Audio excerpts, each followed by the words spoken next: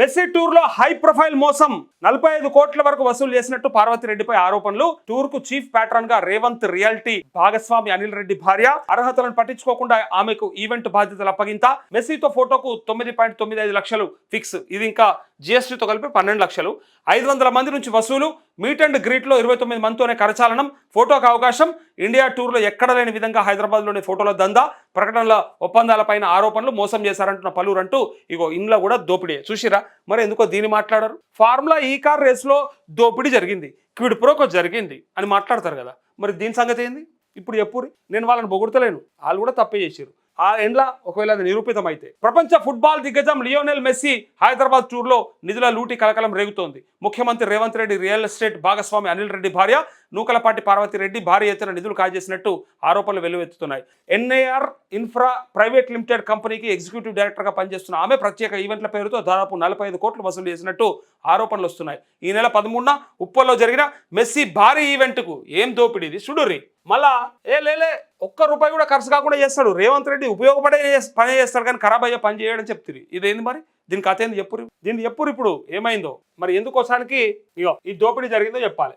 Parvathireddy chief pattern advisor గా వ్యవహరించారు. తన రియల్ ఎస్టేట్ పార్ట్నర్ భార్య కావడంతో ఆమె అర్హతలు ఏమి పట్టించుకోకుండా సీఎం రేవంత్ రెడ్డి ఆ నిర్వహణ బాధ్యతలు ఆమెకు అప్పగించినట్టు తెలిసింది. ఇదే అదనుగా ఆమె high profile meet and greet అనే ప్రత్యేక ఈవెంట్ను డిజైన్ చేసి మెస్సీ అభిమానులను మోసం చేసినట్టు తెలిసింది. కార్పొరేట్ సంస్థల నుంచి వ్యాపార ప్రకటనల పేరుతో భారీగా డబ్బు వసూలు చేసినట్టు ఆరోపణలు వస్తున్నాయి. రోహిన్ రెడ్డితో కలిసి event design, football clinic, logistics వంటి హై ప్రొఫైల్ ఈవెంట్ ను పార్వతిరెడ్డి మెస్సీ ఇంటర్నేషనల్ టీమ్ తో కలిసి సమన్వయం చేశారు. ఈ నేపథ్యంలో ఆమె సీఎం రేవంత్ రెడ్డి సన్నిహితుడు రోహిన్ రెడ్డితో కలిసి ప్రత్యేక ఈవెంట్ డిజైన్ చేసినట్టు తెలిసింది. మెస్సీ టూర్ లో విదేశంలో ఎక్కడా లేని విధంగా హైదరాబాద్ లో high profile meet and greet event ను రూపొందించారు. మెస్సీ ఆయన టీం బస చేసిన ఫలక్నుమా ప్యాలెస్ వద్దరే ఈ కార్యక్రమం పెట్టారు. మెస్సీతో single photo session, selfie session, local arrangements అంటూ పబ్లిసిటీ చేసి ఒక్కొక్కరి వద్ద 9.95 అంటే 10 లక్షలు వసూలు చేసినట్టు సమాచారం.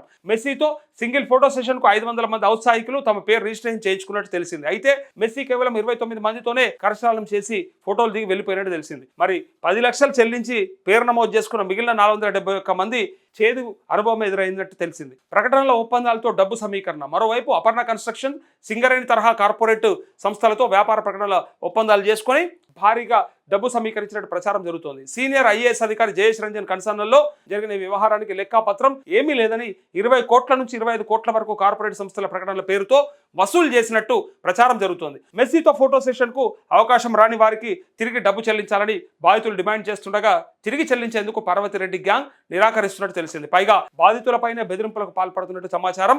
దీంతో బాధితులు పోలీస్ స్టేషన్ కు క్యూ కట్టగా అంతర్గత విచారణ చేపట్టినట్టు తెలిసింది.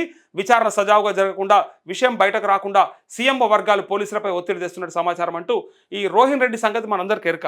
మనము ఆ సిమెంటు, డెక్కన్ సిమెంట్కు సంబంధించినటువంటి ఓనరు తలకే తుపాకీ ఎక్కుపెట్టినటువంటి సందర్భాన్ని మనమే రాష్ట్ర దేవాదాయ ధర్మాదాయ శాఖ మంత్రి కూతురు చెప్పంగా మనం విన్నాం. అలా ఓఎస్డి సుమంత్ ప్లస్ ఈ తుపాకీ ఇచ్చినటువంటి రోహిన్ రెడ్డి ఎవరు ఆఫీసు ఏందని మన గతంలో మనం మస్తు వార్తలు చెప్పినాం.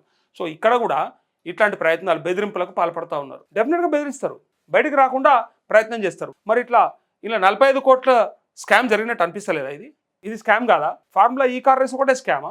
ఇలా డైరెక్ట్గా డబ్బులు కనిపిస్తూనే ఉన్నాయి కదా. ఇలా ఈడీ ఎంటర్ కావాలి లెక్క అయితే. ఎన్ఫోర్స్మెంట్ డైరెక్టరేట్ ఇది మోసం చేసిరు వాళ్ళని. చీటింగ్ కేసు పెట్టాలి యాక్చువల్గా వీళ్ళ పైన. అంటే రేవంత్ రెడ్డి రియాలిటీ పార్ట్నర్ అయితే ఇక వాళ్ళకి ఇచ్చేయచ్చా? వాళ్ళ వైఫ్ అయితే ఫ్రీగానా? ఎడిపోతా ఉంది. ఏం చేస్తూ ఉన్నారు? మంది మాట్లాడతారు కదా, నీతులు చెప్తారు కదా.